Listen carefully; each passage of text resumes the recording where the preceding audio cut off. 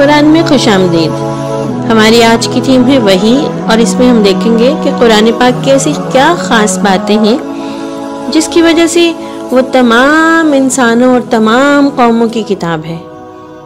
پیارے بچوں، آپ کو تو اس بات کا پتہ ہے کہ اللہ تعالیٰ نے ہمیں جتنی آسمانی کتابیں وحی کے ذریعے نازل کی ان سب پہ ایمان لانے کو کہا۔ ان میں سے بعض کتابوں کے نام ہمیں بتائے بھی ہیں، مثلا صحف ابراہیم جو حضرت ابراہیم علیہ السلام پر اترے، تورات جو حضرت موسیٰ پر نازل ہوئی، زبور جو حضرت داؤد کے پاس بھیجی گئی، اور انجیل جو حضرت عیسیٰ کو دی گئی ہے نا۔ یہ تو سب آپ کو پتہ ہے نا۔ ان کے سوا جو دوسری کتابیں جو رسولوں کے پاس آئیں ان کے نام ہمیں قرآن پاک میں نہیں بتائے گئے، اس لیے ہم کسی اور مذہبی کتاب کے متعلق یہ یقین سے نہیں کہہ سکتے کہ یہ خدا کی طرف سے ہے، اور نہ یہ کہہ سکتے ہیں یہ خدا کی طرف سے نہیں ہے۔ البتہ ہم یہ ایمان لاتے ہیں کہ جو کتابیں بھی اللہ کی طرف سے وحی کے ذریعے بھیجی گئیں وہ سب کی سب سچی کتابیں تھیں، خواہ ہم انہیں جانتے ہوں یا نہ جانتے ہوں۔ جن آسمانی کتابوں کے نام ہمیں پتہ ہیں ان میں صحف ابراہیم تو اب اس دنیا میں موجود نہیں رہی، تورات، زبور اور انجیل وہ البتہ یہودیوں اور عیسائیوں کے پاس موجود تو ہیں، مگر ہمیں قرآن ہی یہ بات بتاتا ہے کہ ان سب کتابیں لوگوں نے اللہ کے کلام کو بدل ڈالا، اس میں بہت سی باتیں اس کے اندر اپنے پاس سے ملا دی۔ خود عیسائی اور یہودی بھی اس بات کو مانتے ہیں، اصل کتابیں ان کے پاس نہیں ہیں، صرف ترجمے باقی رہ گئے ہیں، جن میں اتنی صدیاں، اتنے 100 سال گزرنے کے بعد اب تک بھی ہر دفعہ اس میں کوئی نہ کوئی تبدیلی آ جاتی ہے۔ پھر ان کتابوں کے پڑھنے سے یہ صاف معلوم ہوتا ہے کہ ان میں بہت سی باتیں ایسی ہیں جو اللہ کی طرف سے نہیں ہو سکتی۔ اس میں اللہ کا کلام اور انسان کی اپنی بنائی ہوئی باتیں مل جل گئے ہیں، کچھ پتہ ہی نہیں چلتا کہ اللہ کی بات میں کس کو سمجھا جائے، خدا کی بات، انسانوں کی بات کس کو سمجھا جائے۔ تو ہمیں دوسری کتابوں پر ایمان لانے کا جو حکم دیا گیا، اس کا مطلب یہ ہے کہ ہم اس بات کا یقین رکھتے ہیں کہ اللہ تعالیٰ نے جو بھی چیز وحی کے ذریعے نازل کی وہ حق اور سچ تھی، لیکن ان کتابوں میں جو اس وقت دنیا میں موجود ہے کیا لکھا ہوا ہے اس لکھے ہوئے پہ ایمان لانا ضروری نہیں، بلکہ قرآن کے نازل ہونے کے بعد ان کتابوں میں موجود تمام تر احکامات کینسل ہو گئے۔ اب سب انسانوں کی کتاب، سب انسانوں کی رہنمائی کرنے والی، ساری قوموں کی رہنمائی کرنے والی، اس پلانٹ ارتھ پر رہنے والے جتنے انسان ہیں، جتنے کانٹیننٹس میں، جتنے ممالک میں وہ رہتے ہیں، سب کے سب لوگوں کی کتاب قرآن ہے۔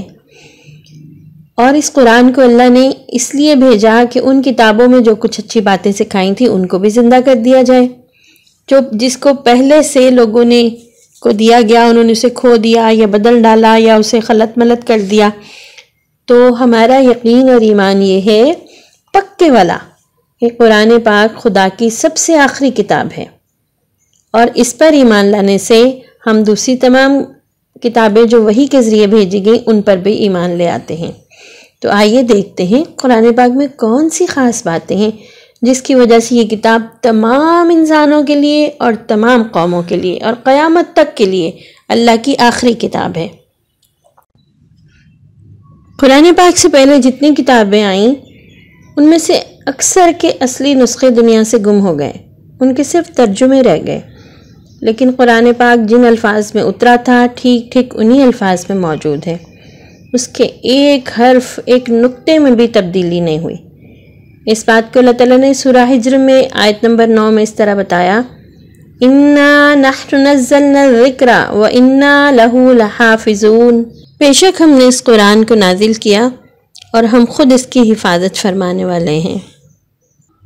قرآن پاک ایک معجزہ ہے نا کہ اس کتاب کے الفاظ اللہ کے الفاظ ہیں، کسی انسان کے بنائے ہوئے کوئی لفظ، کوئی جملہ اس کے اندر مل نہیں سکتا، کوئی اس بات پر قادر نہیں کہ اس جیسا ایک جملہ بھی بنا دے، ایک آیت بھی بنا دے۔ پیارے بچوں، خلیفہ مامون الرشید کے پاس ایک دفعہ ایک یہودی آیا، وہ بڑی عمدہ گفتگو کرتا تھا۔ مامون الرشید نے اسے اسلام کی دعوت دی تو اس نے انکار کر دیا۔ وہ 1 سال بعد دوبارہ آیا اور اس نے بتایا کہ میں مسلمان ہو گیا ہوں۔ مامون الرشید نے اس سے پوچھا کہ کون سی بات اسلام قبول کرنے کی وجہ بنی؟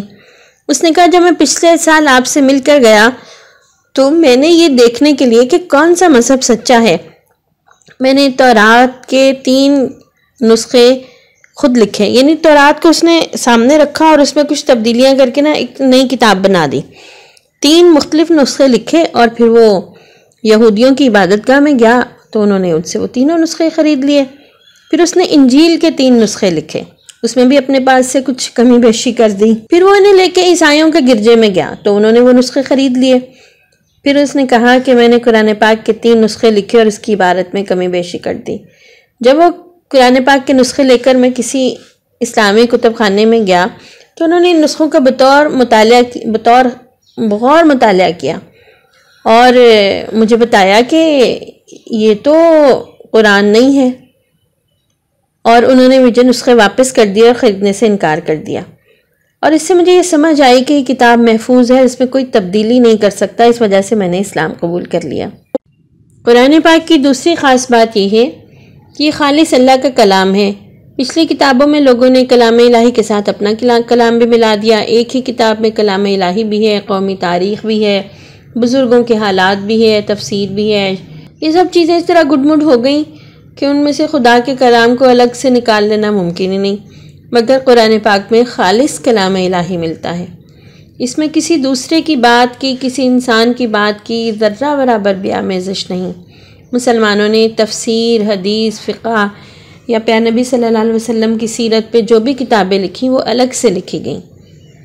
قرآن پاک میں جو کچھ ہے وہ صرف اور صرف اللہ کا کلام ہے، اس کا ایک ایک حرف، ایک ایک لفظ اللہ کی طرف سے ہے۔ پھر تیسری بات یہ کہ قرآن پاک کی ایک مستند تاریخ ہے۔ جتنی بھی مذہبی کتابیں دنیا کے مختلف قوموں کے پاس ہیں، ان میں سے کسی ایک کے بارے میں بھی یہ ثابت نہیں کیا جا سکتا کہ وہ جس نبی کی طرف منسوب ہوئی ہے واقعی اس نبی کی کتاب ہے، یا اس میں کسی اور انسان نے اپنی طرف سے کچھ لکھ دیا۔ بعض مذہبی کتابیں ایسی بھی ہیں جن کے متعلق سرے سے یہ معلوم نہیں کہ یہ کس زمانے میں یا کس نبی پر اتری تھیں، مگر قرآن پاک کے متعلق اتنی زبردست تاریخی گواہیاں موجود ہیں کہ کوئی شخص حضرت محمد صلی اللہ علیہ وسلم کی طرف اس کی نسبت میں شک نہیں کر سکتا۔ قرآن کی تاریخ تو اتنی زیادہ محفوظ ہے کہ یہاں تک پتہ ہے کہ کون سی آیت کب نازل ہوئی اور کہاں نازل ہوئی۔ پھر قرآن پاک کی ایک اور صفت، ایک اور خوبی یہ ہے کہ اس کو قرآن پاک کو اللہ نے عربی زبان میں نازل کیا۔ سورہ یوسف کی آیت نمبر 1 ہے، اِنَّا أَنزَلْنَاهُ قُرْآنًا عَرَبِيًّا لَعَلَّكُمْ تَعْقِلُونَ۔ پچھلی جتنی بھی کتابیں تھیں جن زبانوں میں نازل ہوئی وہ ایک مدت سے مردہ ہو چکی ہیں۔ اب دنیا میں ان زبانوں کے بولنے والے باقی نہیں رہے، ان کے سمجھنے والے بھی بہت کم پائے جاتے ہیں، اور ایسی کتابیں اصلی اور صحیح حالت میں موجود بھی ہوں تو بھی ان کو ٹھیک سمجھنا اور ان کی پیروی کرنا ممکن ہی نہیں۔ اللہ کا کتنا اچھا انتظام ہے کہ اس نے ان کتابوں کو جن پر اب عمل کرنے کی ضرورت نہیں تھی انہیں اس دنیا سے ختم کر دیا، ان کی زبانوں کو بھی ختم کر دیا۔ لیکن قرآن جس زبان میں ہے وہ ایک زندہ زبان ہے۔ دنیا کے کروڑوں آدمی آج بھی اس زبان کو بولتے اور سمجھتے اور جانتے ہیں، اور اس زبان کی تعلیم کا سلسلہ دنیا میں ہر جگہ جاری ہے۔ ہر شخص اس کو سیکھ سکتا ہے، جو اس کو سیکھنے کی فرصت نہیں رکھتا اس کو ہر جگہ سے ایسے لوگ مل جاتے ہیں جو قرآن کے معنی سمجھانے کی اہلیت رکھتے ہوں۔ یہ بھی قرآن کا عربی زبان میں ہونا ایک معجزہ ہے۔ اللہ نے کہا کہ ہم نے اس کو عربی زبان میں اس لیے نازل کیا تاکہ تم اسے سمجھ سکو، سمجھنے کے لیے اسے آسان بنا دیا، سمجھنے کے لیے ایک ایسی زبان کا انتخاب کیا جو سیکھنا بے حد آسان ہے۔ پھر قرآن کا ایک معجزہ، ایک خاص بات یہ ہے کہ یہ تمام انسانوں کے لیے ہے، تمام انسانوں کے لیے اللہ نے اس کتاب کو نازل کیا۔ دنیا کی جتنی مذہبی کتابیں ہیں مختلف قوموں کے پاس آئیں، ان میں سے ہر کتاب میں کسی خاص قوم کو مخاطب کیا گیا۔ ہر کتاب میں ایسے حکم اللہ تعالیٰ نے دیے جو معلوم ہوتا ہے خاص زمانے اور حالات اور ضروریات کے لیے تھے۔ اب ان کی ضرورت نہیں، بعض پہ تو اب عمل بھی نہیں کیا جا سکتا۔ اس سے یہ ظاہر ہوتا ہے کہ سب کتابیں خاص وقت کے لیے، خاص قوم کے لیے تھیں۔ کوئی بھی کتاب تمام دنیا کے لیے نہیں آئی تھی۔ پھر جن قوموں کے لیے کتابیں آئی تھیں ان کے لیے بھی ہمیشہ کے واسطے نہیں تھیں۔ اگر وہ قوم اب موجود ہے تو اب قرآن ہی اس کی کتاب ہے۔ اب قرآن میں قرآن کی اس کتاب میں ہر جگہ انسان کو مخاطب کیا گیا۔ اس کے کسی بھی فکرے سے یہ معلوم نہیں ہوتا کہ وہ عیسائیوں کے لیے نہیں ہے، یہودیوں کے لیے نہیں ہے، ہندوؤں کے لیے نہیں ہے، کسی خاص قوم کے لیے ہے، بلکہ یہ پتہ چلتا ہے کہ اس کتاب میں جتنی اللہ تعالیٰ کے حکم موجود ہیں ان میں ہر زمانے میں ہر جگہ پہ عمل کیا جا سکتا ہے، قیامت تک عمل کیا جا سکتا ہے۔ یہ بات ثابت کرتی ہے کہ قرآن ساری دنیا کے لیے ہے اور ہمیشہ کے لیے ہے، ساری قوموں کے لیے ہے۔ پیارے بچوں، پچھلی کتابوں میں ہر ایک میں نیکی کی باتیں بیان کی گئی تھیں، اچھے اخلاق سے گئے تھے، اللہ کی مرضی کے مطابق اچھی پیاری خوبصورت زندگی بسر کرنے کے طریقے بتائے گئے تھے، لیکن کوئی بھی ایک کتاب ایسی نہ تھی جس میں ساری باتیں مکمل طور پر موجود ہو، کسی میں کوئی بات تھی کسی میں کوئی۔ جیسے حضرت شعیب علیہ السلام کی قوم کو خاص طور پر تولنے درست صحیح تولنے کے بارے میں ہدایات دی گئی تھیں، حضرت لوط کی قوم کو بے حیائی سے منع کرنے کا بتایا گیا تھا، حضرت نوح کی قوم کو بتوں کی پوجا سے روکا گیا تھا۔ قرآن پاک ایک ایسی کتاب ہے جس میں تمام اخلاقی خوبیاں، تمام نیکی کی باتیں، زندگی کے تمام معاملات کے بارے میں رہنمائی موجود ہے۔ یہ کتاب مکمل کتاب ہے، اس میں اللہ نے وہ طریقہ زندگی جو اسلام کے نام سے ہمیں دیا، اس کو اس کتاب میں مکمل کر دیا۔ اللہ تعالیٰ سورہ مائدہ کی آیت نمبر 3 میں بتاتے ہیں، الْيَوْمَ أَكْمَلْتُ لَكُمْ دِينَكُمْ وَأَتْمَمْتُ عَلَيْكُمْ نِعْمَتِي وَرَضِيتُ لَكُمُ الْإِسْلَامَ دِينًا۔ میں نے آج تمہارے دین کو تمہارے لیے مکمل کر دیا۔ یہ قرآن پاک کی آخری نازل ہونے والی آیت ہے، اور اپنی اس نعمت کو تم پر مکمل کر دیا اور تمہارے لیے اسلام کو بحیثیت طریقہ زندگی پسند کر لیا۔ شروع سے لے کے آخر تک سارا قرآن انتہائی شان و شوکت والی کتاب ہے، انتہائی اعلیٰ درجے کی حکمت اور عقل اور دانش کی باتوں کی تعلیم دینے والی کتاب، سیدھا راستہ دکھانے والی کتاب، خوبصورت زندگی گزارنے کی ہدایات دینے والی کتاب۔ یہی وہ خصوصیات ہیں، یہی وہ خاص باتیں ہیں جس کی بنا پر تمام دنیا کی قوموں کو یہ کہا گیا کہ وہ قرآن پر ایمان لائے اور اپنی کتابوں کو چھوڑ کر جو اللہ نے وحی کے ذریعے حضرت جبرائیل کے ذریعے نبیوں پر نازل کی تھی، انہیں چھوڑ کر صرف ایک اس کتاب کی قرآن کی پیروی کریں، کیونکہ انسان کو خدا کی مرضی کے مطابق زندگی گزارنے کے لیے جس قدر رہنمائی کی ضرورت ہے وہ قرآن پاک میں پوری طرح بتا دی گئی ہے۔ یہ کتاب آ جانے کے بعد پھر کسی دوسری آسمانی کتاب کی ضرورت باقی نہیں رہتی۔ پیارے بچوں، آپ کو پتہ چل گیا ہوگا کہ قرآن پاک میں اور دوسری کتابوں میں کیا فرق ہے۔ یہ تو بات اب آپ خود ہی سمجھ گئے ہیں نا کہ دوسری کتابوں پر ایمان لانا اور قرآن پر ایمان لانے میں کیا فرق ہے۔